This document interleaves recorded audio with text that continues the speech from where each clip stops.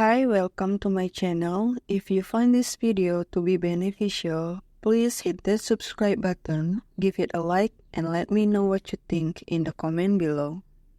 Tujuan dari video kali ini adalah untuk mengenalkan kepada kalian tentang beberapa istilah-istilah grammar atau dalam bahasa Inggris dikenal dengan grammatical terminology.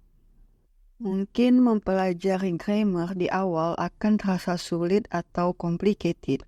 You don't have to think too hard, karena apapun subjeknya, saat memulai mempelajari sesuatu yang baru butuh waktu yang mungkin cukup lama. Be patient, just enjoy the learning process. Kenapa grammar itu penting? Pertama, grammar dibutuhkan agar kalian dapat membuat atau menyusun kalimat yang bermakna, entah itu dalam tulisan ataupun saat berbicara. In writing, grammar sangatlah penting agar tulisan yang kalian buat dapat dimengerti dan ide dalam kalimat-kalimat tersebut dapat tersampaikan dengan baik. Dalam speaking, terutama dalam komunikasi sehari-hari, penggunaan grammar tidaklah harus sempurna, selama pesan yang ingin kalian sampaikan bisa dimengerti. So, mempelajari basic grammar untuk komunikasi sehari-hari akan sangat membantu kalian agar lebih lancar dalam speaking. Kedua, untuk mengembangkan kemampuan speaking dan writing dan memastikan bahwa pesan yang disampaikan jelas dan dapat dimengerti.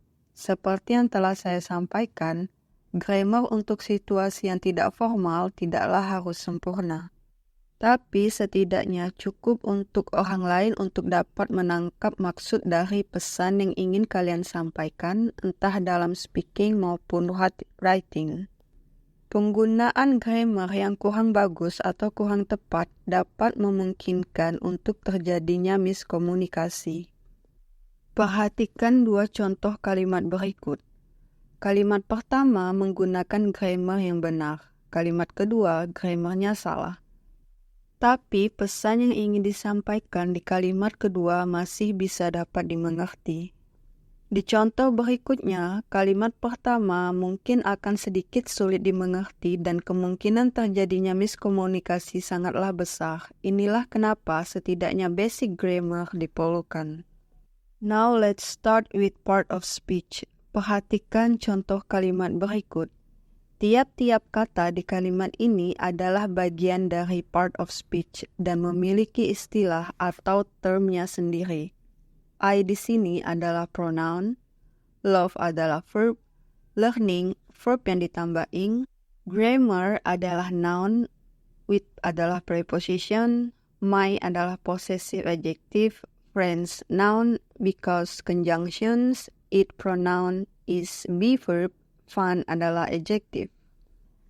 Dan tiap-tiap part of speech posisinya dalam kalimat juga sudah ada aturannya. Contoh, verb love di sini harus berada di belakang subjek I. Jika posisinya di depan subjek dalam kasus ini, maka penggunaannya kurang tepat. Kata my di sini harus diikuti dengan noun, tidak boleh diikuti dengan adjective. Dan kata because harus diikuti dengan clause, yaitu harus ada subjek dan verb. Part of speech terbagi menjadi dua word classes, major dan minor. Major word class terdiri dari nouns, verbs, adjectives, dan adverbs, atau yang biasa disebut content words. Minor word classes terdiri dari auxiliary verb, preposition, pronoun, determiner, dan conjunction. Minor part of speech memiliki peran yang structural ataupun fungsional dan tidak memiliki makna ataupun pesan.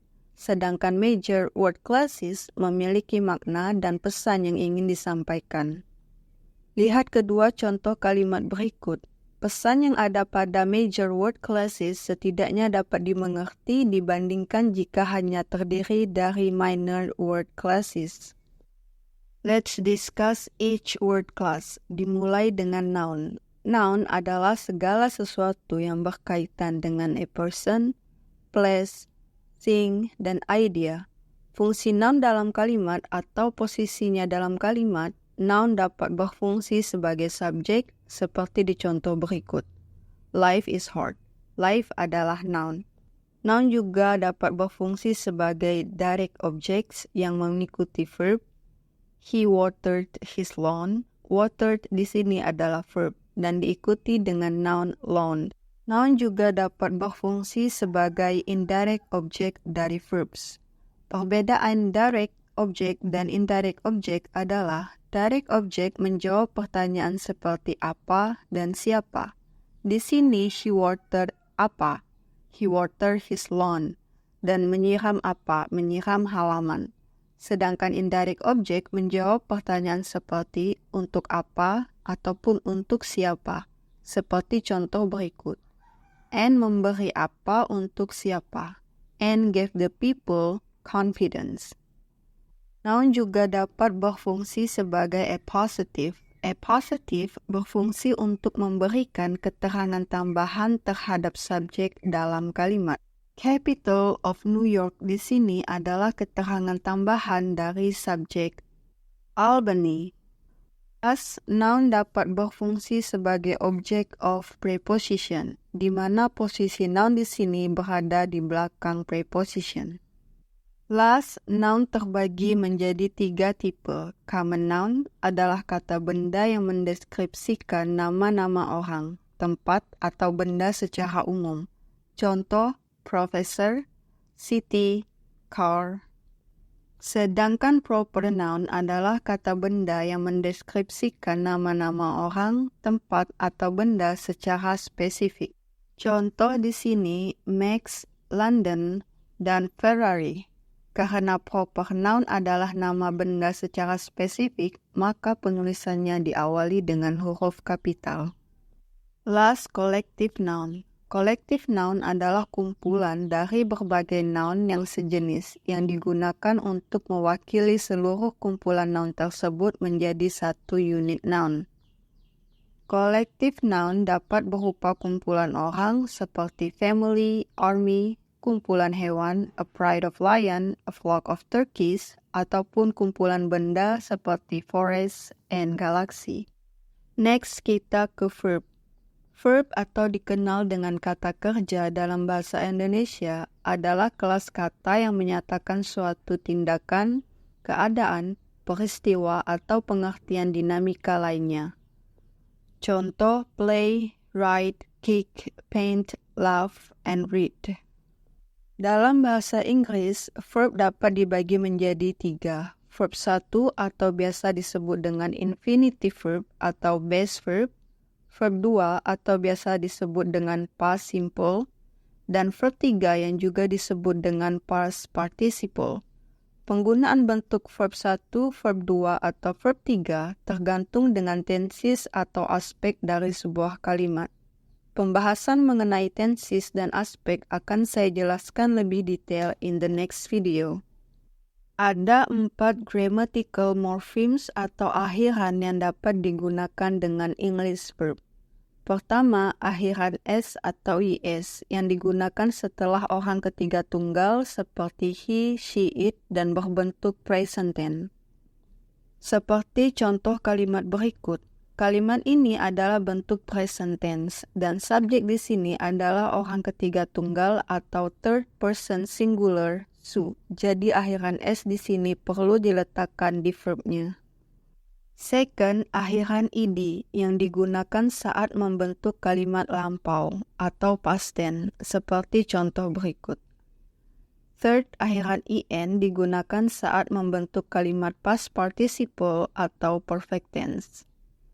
Last, akhiran ing yang biasanya digunakan untuk membentuk kalimat present participle. Dari akhiran-akhiran verb tersebut, kalian bisa tahu tenses apa yang digunakan atau yang harus kalian gunakan saat membuat sebuah kalimat. For example, kalian ingin membuat kalimat yang menyatakan sesuatu yang telah terjadi. Misal, kalian menghadiri kelas 2 hari yang lalu. Kata kerja menghadiri di sini, attend, harus kalian tambahkan dengan akhiran ed untuk menunjukkan bahwa kejadian tersebut terjadi di masa lampau. atau in the past. Tapi ada pula yang namanya irregular verb yang bentuknya tidak dapat ditambah ed, seperti eat dan bring, tapi setidaknya kalian dapat menangkap konsep umum dari penggunaan akhiran-akhiran atau morphemes dari sebuah verb. Next, verbs position. Di dalam kalimat, posisi verb dapat berada setelah noun yang berfungsi sebagai subjek dan dapat diikuti dengan adjektif, adverb, maupun noun. Pembahasan terakhir dari video ini adalah verbs category. Verb dapat dikategorikan sebagai: pertama, intransitive verbs. Verb yang tidak memerlukan objek. Jadi, jika hanya ada subjek dan verb, kalimat tersebut sudah lengkap. Seperti contoh, Mavis slept ataupun Pauline snores. Next, transitive verbs. Verb yang memerlukan objek. Contoh, Dog races llamas. Tanpa ada objek llamas di sini, kalimat ini menjadi tidak lengkap. Inilah mengapa verb races memerlukan objek. Ada beberapa transitive verbs yang jika kalian gunakan haruslah diikuti dengan objek. Contoh, buy, bring, dan eat. Third, ditransitive verbs. Verb yang memerlukan dua objek, indirect dan direct object. Contohnya, verb handed di sini diikuti dengan dua objek. Objek pertama adalah Jane, objek kedua adalah the package. Kalimat dengan ditransitive verbs tidak akan lengkap jika tidak diikuti dengan dua objek. Contoh lain dari ditransitive verbs adalah give dan send. Last, prepositional verbs. Verb yang memerlukan prepositional phrases, seperti contoh berikut. Verb glance di sini diikuti dengan preposition at dan phrase headlines. Berikut adalah contoh-contoh lain dari verb yang harus diikuti dengan prepositional phrases. Agree on, depend on, pay for, deal with, arrive at. That's the end of this video. In the next video, saya akan bahas adjective dan adverb dan minor part of speech. Thank you for watching. Have a good day.